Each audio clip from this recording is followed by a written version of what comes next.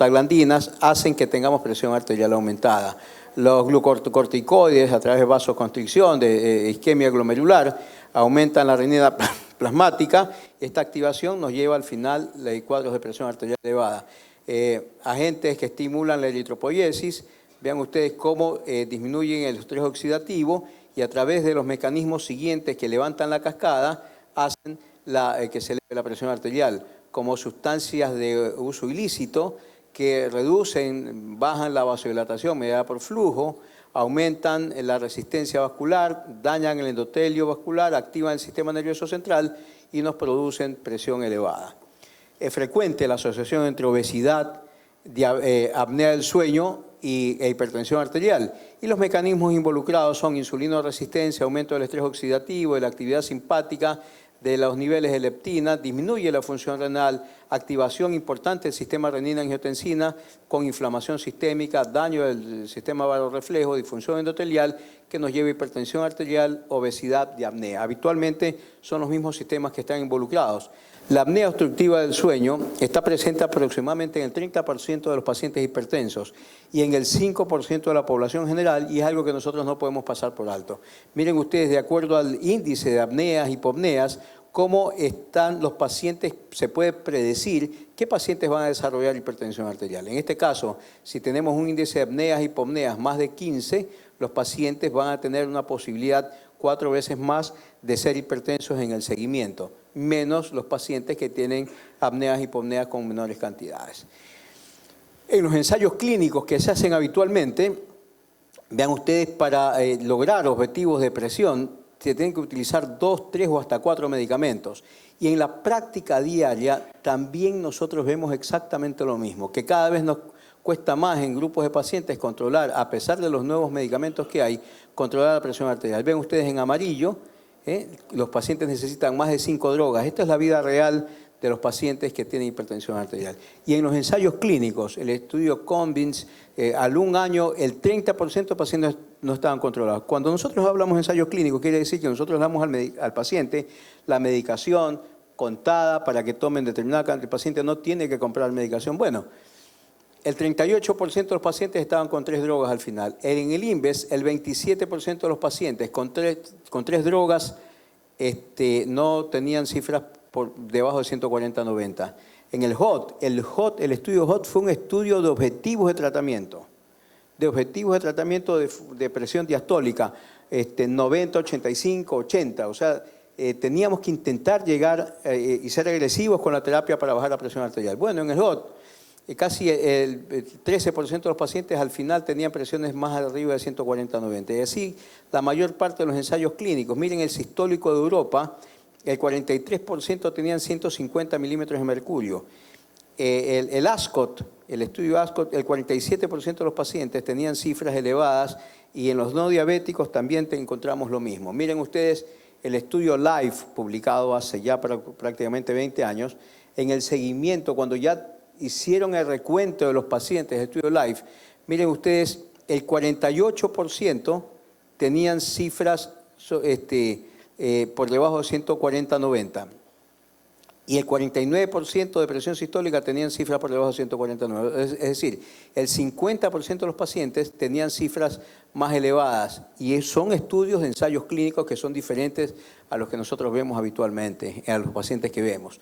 Y las comorbilidades, nosotros vemos que los pacientes hipertensos, que tienen hipertensión refractaria, son obesos, intolerantes a glucosa, tienen hiperinsulinemia, el HDL disminuido, el colesterol LDL elevado, los triglicéridos elevados, y los pacientes tienen hipertrofia ventricular izquierda, los pacientes tienen, el 50% de ellos tienen 2 o más comorbilidades que los hacen de alto riesgo.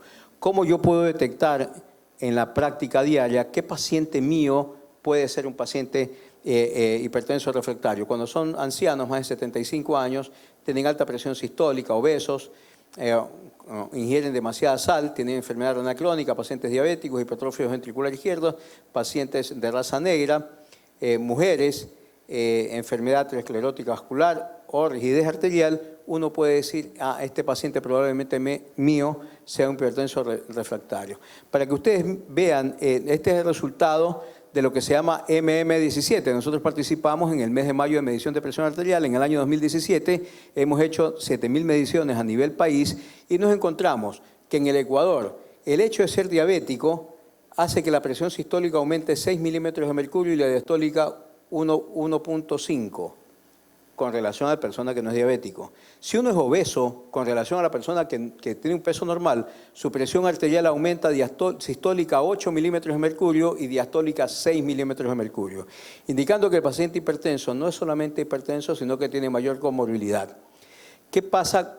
¿Cómo puedo detectar a mi paciente hipertenso resistente? Es un paciente que de entrada lo examinamos y tiene hipertrofia ventricular izquierda, sexo masculino, tiene mayor masa ventricular izquierda, tiene mayor duración del intervalo QTC, tiene presión arterial en 24 horas mayor, tiene ya trastornos renales y tiene glicemia en ayunas aumentadas. Es probable que este paciente sea un verdadero paciente, un resistente verdadero y tengamos que hacer algo diferente. Esta es la prevalencia que hay en grupos de edad. A medida que tenemos mayor edad, llegamos casi hasta el 17% de prevalencia de hipertensión resistente en estos grupos de edad. Vean ustedes casos de estenosis de arteria renal en estos grupos de 63 años de pacientes que obviamente tienen aterosclerosis, que tienen colesterol aumentado, que son pacientes diabéticos y que tenemos que intervenir a estos grupos de pacientes. Las condiciones asociadas, la obesidad y hiperinsulinemia, el abuso de alcohol y las apneas del sueño, como ya hemos visto. En la mayor parte de los ensayos clínicos que nosotros revisamos, la mayor parte de los pacientes que ingresan con índice de masa corporal que está entre el 29 y el 30%, rayando en el sobrepeso o obesidad. Es decir, estos cuadros se acompañan de pacientes que no tienen un peso normal. Y esto de aquí implica un mayor riesgo en estos grupos de pacientes. La hipertensión arterial y aldosteronismo primario es una condición bastante frecuente. Vean ustedes el estadio 2 de hipertensión arterial, casi el 10% de ellos tienen aldosteronismo primario y casi el 15% de los pacientes que tienen estadio 3, y es algo que tenemos que detectar, porque los pacientes la mayor parte de ellos tienen incluso potasio normal. ¿Por qué? Porque le estamos dando varios medicamentos que nos ocultan esto del potasio. Por eso inicialmente tenemos nosotros que tener el screening, el paciente sin medicación o con medicación, hacerle toda la valoración que nos dicen las guías, entre ellos sodio y potasio, para ver dónde estamos parados con estos grupos de pacientes. En diversos grupos que tenemos, sea del de Birmingham, el de Oslo o el de Praga, casi entre el 19 y 22% tienen prevalencia de hipertensión, de aldosteronismo primario en estos grupos de pacientes. Y cuando nosotros hacemos la vasodilatación mediada por flujo, miren ustedes, la arteria humeral la medimos a través de una ecografía y después le ponemos un tensiómetro que marque aproximadamente 200 milímetros de mercurio durante 4 minutos, hacemos isquemia del brazo, el quinto minuto aflojamos el manguito y al quinto minuto volvemos a medir la arteria. Esta arteria tiene que haber dilatado más o menos el 10% de su diámetro previo. ¿Sí? Entonces decimos que el paciente tiene un endotelio indemne. Cuando nosotros vemos los pacientes que tienen aldosteronismo primario, los pacientes que tienen aldosteronismo primario tienen menor vasodilatación mediada por flujo, es decir, tienen mayor disfunción endotelial que aquellos pacientes que no tienen aldosteronismo primario, indicando que estos grupos de pacientes son pacientes de alto riesgo para su evolución. ¿Cómo nosotros abordamos al paciente que tiene hipertensión resistente? Primero vemos la adhesión terapéutica, intentamos excluir la pseudoresistencia. ¿De qué manera? Ver si es que no tiene, haciendo un monitoreo de 24 horas, a ver si es que realmente tiene resistencia o no. Ajustamos el esquema terapéutico, hacemos exámenes complementarios, investigamos hipertensión secundaria, como apneas del sueño, aldosteronismos, hipertensión renovascular, enfermedad parenquimatosa renal, y tenemos obviamente que hacer un monitoreo ambulatorio de presión arterial. Miren, cada vez más nosotros vemos hipertensión en jóvenes. Y lo que es sorprendente es que estamos haciendo casi todos los días hipertensión renal para ver renovascular. Y vemos ya que son riñones normales los pacientes que no tienen hipertensión renovascular, pero gastamos un examen, un montón de plata. La semana pasada fue un chico que le habían diagnosticado hipertensión renovascular y en exámenes de laboratorio y en ecografías habían gastado cerca de $1.200 y no tenían, porque clínicamente no tenía hipertensión refractaria. El tratamiento, obviamente, ¿cuál es? identificación de los cambios o modificación de cambios en estilo de vida que contribuyen, asegurar el diagnóstico. Primero tenemos que nosotros asegurar el diagnóstico de nuestro paciente sea hipertenso o resistente y determinar otras causas de hipertensión y hacer regímenes de medicación adecuada. Miren ustedes, cuando tenemos este grupo de pacientes tienen que estar con un inhibidor del sistema renina-angiotensina, un vasodilatador tipo calcio-antagonista, diuréticos, hidroclorotiazida o en lo posible clortalidona, y nosotros tenemos que utilizar este grupo de pacientes, estos tipos de pacientes. ¿Qué más tenemos que utilizar en estos grupos de pacientes? Obviamente la espironolactona ha venido a ser gran ayuda para disminuir la incidencia de pacientes que tienen hipertensión refractaria, hipertensión resistente. Miren ustedes, esto es la famosa vasodilatación mediada por flujo que nosotros hemos hablado.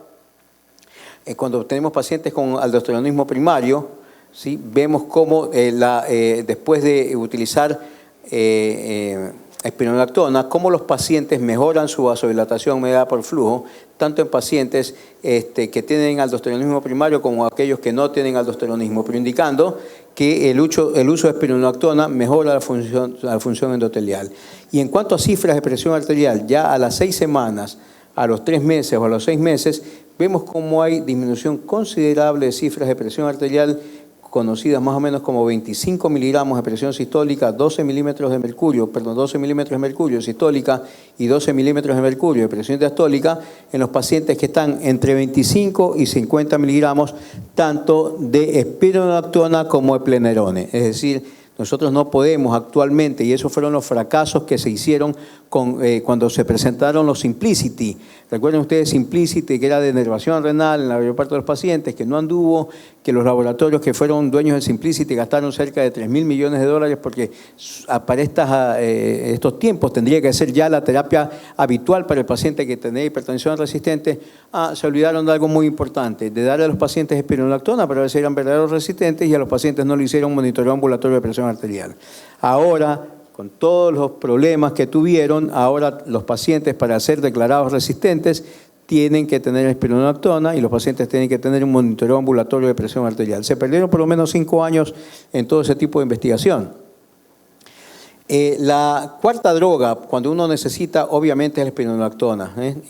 Miren ustedes cómo reduce cifras de presión arterial en el consultorio, en mapa 24 horas, en el periodo diurno con el periodo nocturno, mejora todo este tipo de índices que podemos hablar. La espironolactona nos ha ayudado mucho. Doxazosina es un medicamento que también se utiliza habitualmente, y cuando nosotros utilizamos más de 2 o 3 drogas para la presión arterial, es recomendable una de ellas utilizarla en la noche para justificar la cronoterapia y para tener un perfil hemodinámico mejor en el programa 24 horas. Miren ustedes cómo mejora todos los índices en la mañana y en la noche.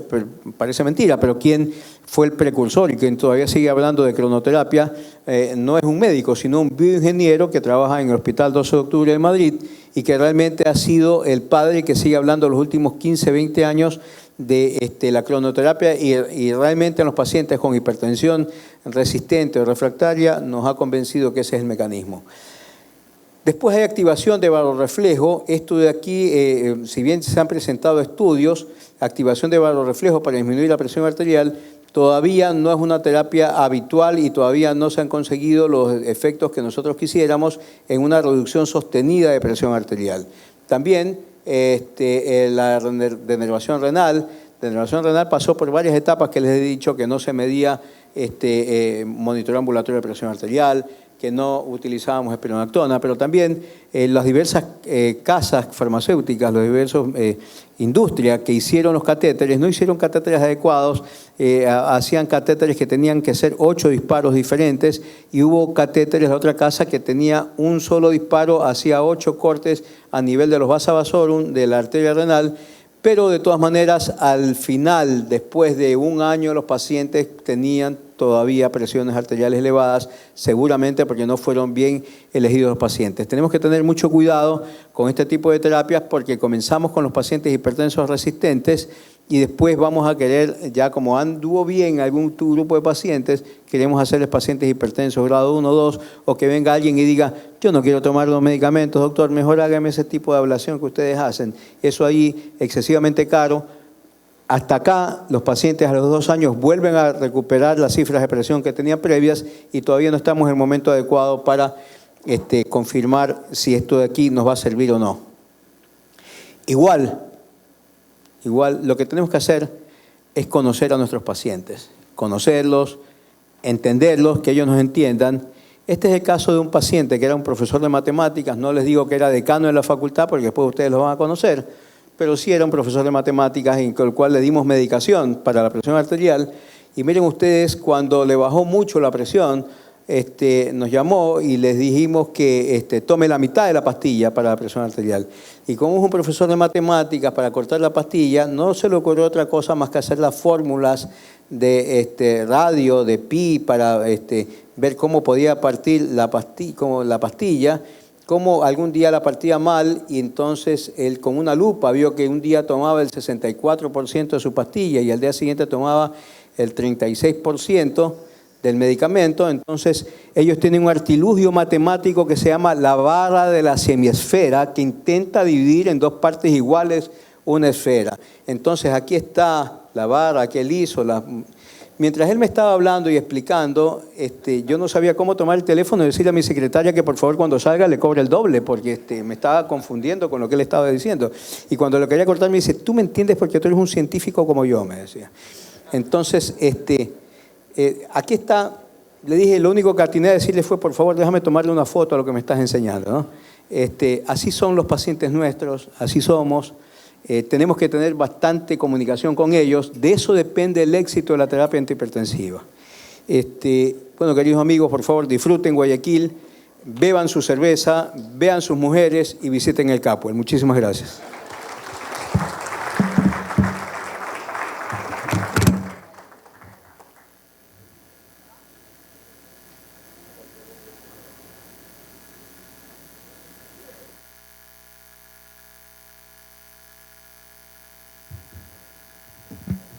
Muchas gracias, Ernesto. A continuación, tenemos al doctor Manuel Navarro, médico graduado en la Universidad